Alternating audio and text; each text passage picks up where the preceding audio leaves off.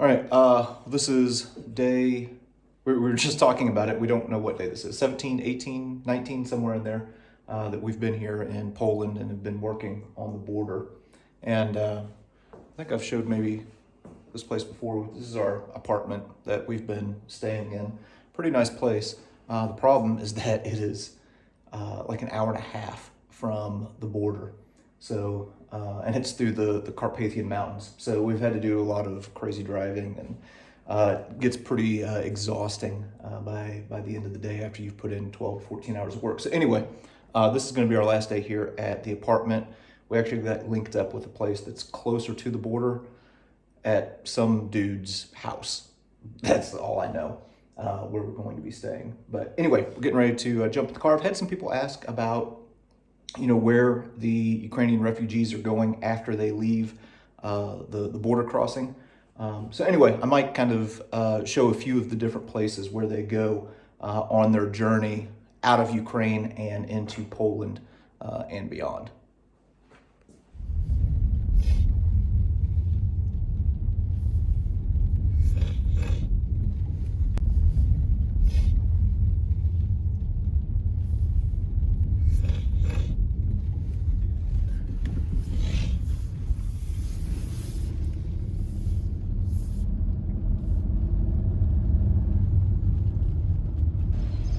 Real quick before we leave this place for the last time, this is in, I think you pronounce it Zaluz. This is a barn mural that we pass by every day, and I absolutely love this thing. And I took some pictures of it and posted it on Facebook and Instagram and whatnot, and had some people reply. Turns out there's a local artist, there's his name, who takes, this is the story I got anyway, takes old pictures from these areas and then kind of recreates them on the sides of these barns. And I absolutely admire these barn murals. I'd like to come back to Poland sometime and travel around, maybe finding all of this guy's work, because apparently he has quite a bit here in the Subcarpathian region. Okay, back on the road.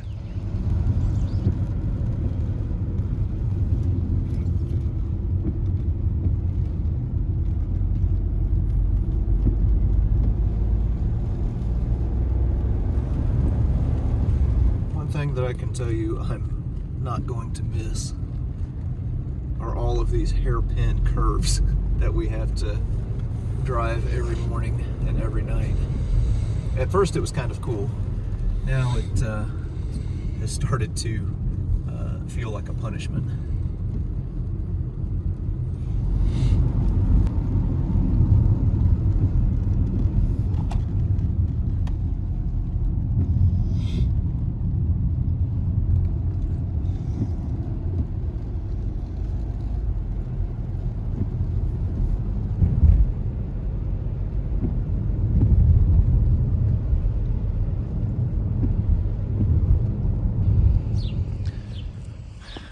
All right, taking another one of my quick detours. Every day on the drive to Przemysl, I see this sign that I finally stopped and translated. It's in Polish, and it's pointing to a World War I German cemetery, and it's not that far from our path. So anyway, we decided to take leave a little bit early, take a quick detour, and see if we can see this thing.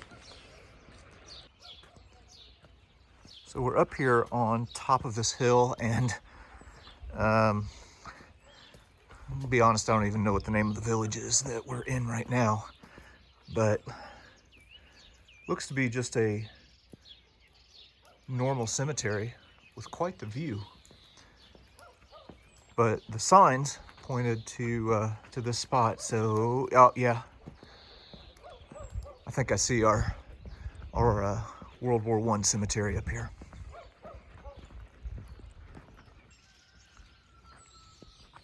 All right, entering into the cemetery. It doesn't look to be very big. So I mentioned that the largest town around here is Przemysl, and in World War I, there was a huge fortress that was there. And people typically focus more on the Western Front in World War I than the Eastern Front, but Przemysl Fortress was called or has been called since, like the Verdun of the Eastern Front. And the Germans, well, it was originally held by the Austro-Hungarians and then taken by the Russians and then retaken by the Germans. So my assumption is that these are the graves of German soldiers who died in the assault on Przemysl Fortress. And man, look at that. I've never been to a German World War I cemetery, but that is about as simple as it gets right there. Just a cross with a little metal covering over the top of it. Interesting.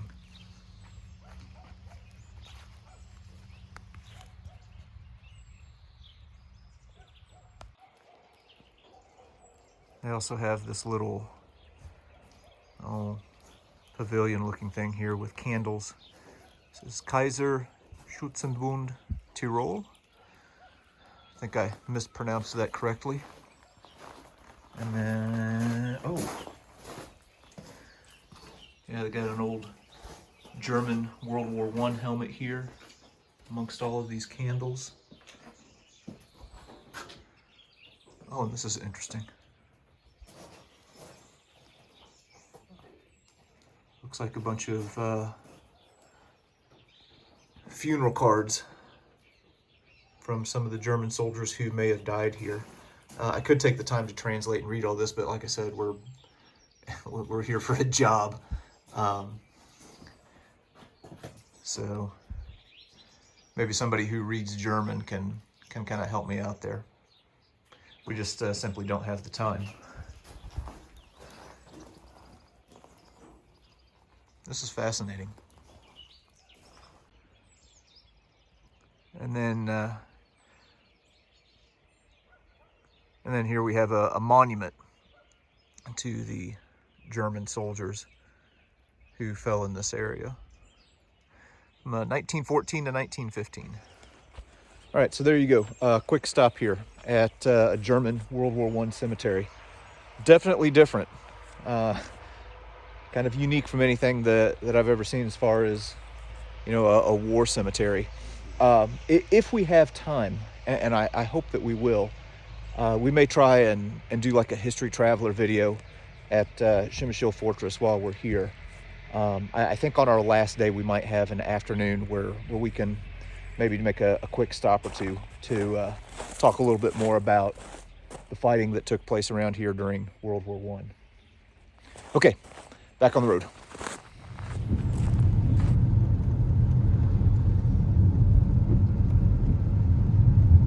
Okay, this is part of my morning routine whenever I get into Przemysl, is stopping to make our suitcase run. I make probably 2 or 3 of these a day, but it's definitely helping a lot of people out. At this point, I think we've given away over 1,000 suitcases to people who have crossed the border. So, and this right here is our guy. He's been helping us out a lot. And now there's a suitcase shortage in Poland, and I'm not even lying. Not because of us necessarily, but we've certainly contributed.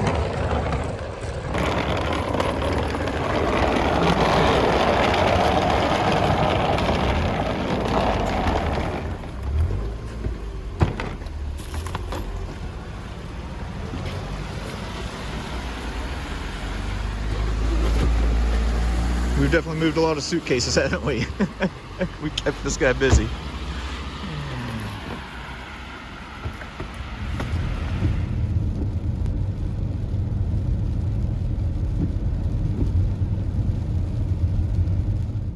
All right, getting ready to park our vehicle right here in Medica. And this guy right here, I've got a story about him. Okay, so the guy who runs this paid parking lot, or one of them, might be one of the most miserable people who has ever lived. He is the god king of the paid parking lot here in Medica, and he rules over it like a petty tyrant. And for some reason, This guy, his sole purpose in life is to make my life miserable. I'm not kidding. Every single time that he's working the booth, he has found something to argue with me about, and is just a rather difficult human being. You know, but I'm a nice guy. I wish him the best in life, but I'm going to miss a lot of things about Poland. He will not be one of them. But I hope that maybe his life gets a little bit better, and whatever has made him such a miserable human being, you know, changes, and he has a better life than what he's having now. All right, get some of these suitcases distributed. All right, back at Medica, delivering more suitcases. It may seem like we don't have that many, but inside each one of these cases are more suitcases. So the big one has another 2 inside of it. And yeah, you can see some people getting loaded up on the bus right now.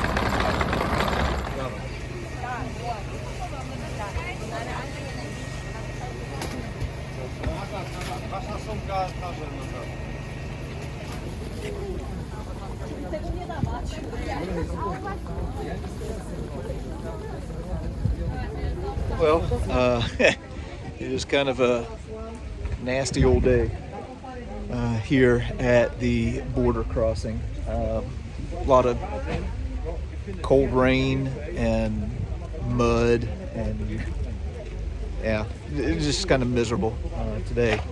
But anyway, we just gave away our last suitcase. They went pretty fast, so I'm going to make another suitcase run here in a little bit, and kind of show the progression of where the refugees go from this border crossing right here to, you know, their next few stops. Real quick, this is behind my tent. There's a supply tent for the Spanish group, and as you can see, they've had to do a little bit of trench digging to keep the water out.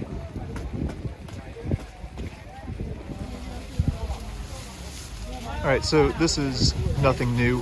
This is the border crossing. You see some people have been equipped with ponchos on the other side of the border just because we got this cold rain today. But this is the first entry point into Poland. Oh, by the way, we have some new bathroom facilities that came in a few days ago, and also a hand washing station, so that's been really nice. And then from there, go to places like World Central Kitchen. We kind of converted this into a station where you can get something on the go, also get some hot chocolate. And then as you progress, well, there are different options for people to get food, to get coffee, to get tea. There are some places, as I've mentioned before, that have clothing. To be honest, not a whole lot of people are getting clothing here. They're really intent on getting to the bus and then getting to their next stop.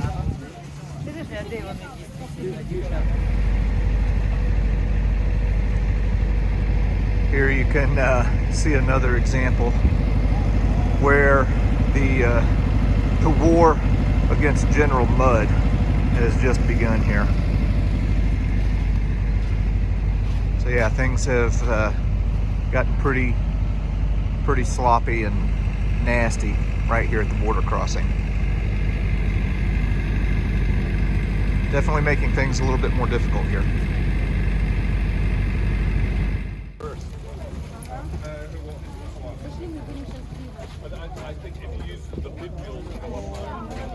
So the border is an ever-evolving thing. This is a new group that just came in called Operation Blessing. It's a Christian-based organization, and they're cooking food. I've made it just as a personal decision. You know, I don't, especially while there are people coming over, I generally don't eat any of the food that's being offered. There have been a few times, like I had a piece of a grilled cheese sandwich that was cold and nobody was around late at night, and then a piece of pizza one time. But anyway, also the French have expanded their operation. They have a big tent here, and again, this is nothing new. We've showed this before, only with better weather. Once they move through the border crossing, They come over to this side of this fence. This is taking them down to the buses, and if they're on the left side, that's for vehicular traffic. But yeah, and then there are tents all along here that are getting people equipped with the different things that they need as people are making their way to the bus.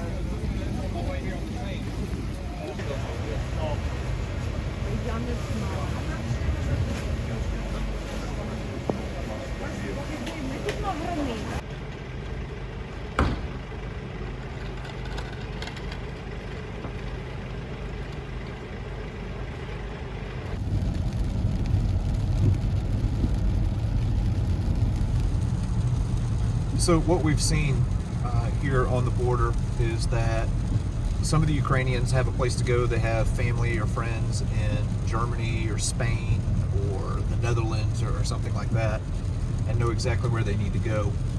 There are other people who legitimately cross the border and they'll ask me, where do I go? We have no idea where we're going or anything. So for those who have no place to go and are still needing to figure things out, the place that we're going to show here real quick is where their next stop is.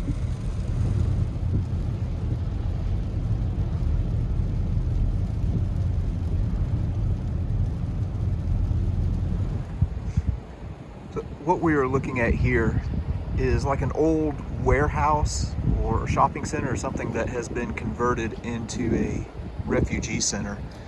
And there's no video or photos allowed inside, and understandably so. This is a place where people who don't know where they're going are being, I guess you could say, put up. I've been in there, and there are just hundreds and hundreds and hundreds of cots.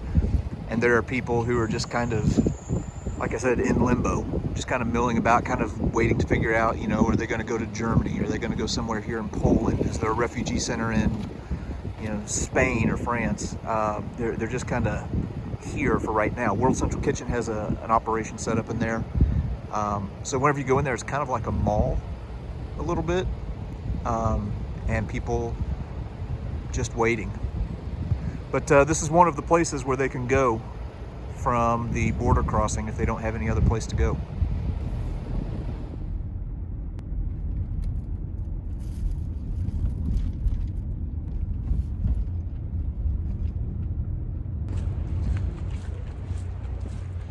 Okay, well, the rain has decided to give me a bit of a break. Looks like it's kind of starting to spit snow now. But anyway, for a lot of the people who are traveling from the border, a lot of them end up at this kind of train and bus station, which kind of serves as a hub. I don't know if any other border crossing points are bringing people here. I'll have to check that out. But anyway, this is a bit of a hub for people as they are getting ready to move out to other places throughout Europe. Now, this is my first time here, and you can see we've got a bit of a police presence here. We went to a place this morning and parked at a hotel before we went and got some suitcases, and there were police everywhere. So I'm guessing that they've brought in police from other areas to help kind of facilitate this whole process.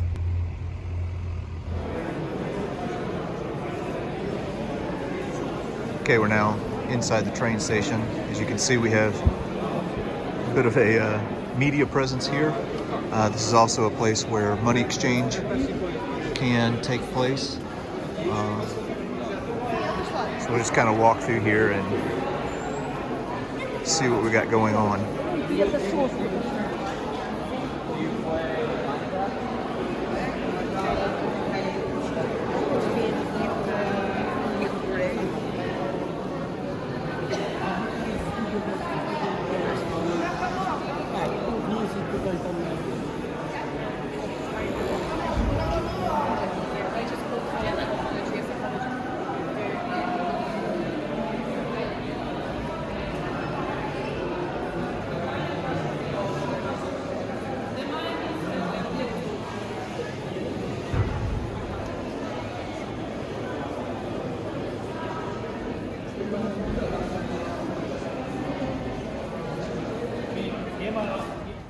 Okay, and then back outside here, you can see that World Central Kitchen also has a facility set up here to feed people while they are waiting on their transportation to arrive. So yeah, these guys are all over the place doing a great work. All right, so there you go. There is just a glimpse at the journey that, really the beginning of the journey that a lot of these people are taking once they cross the border into Poland.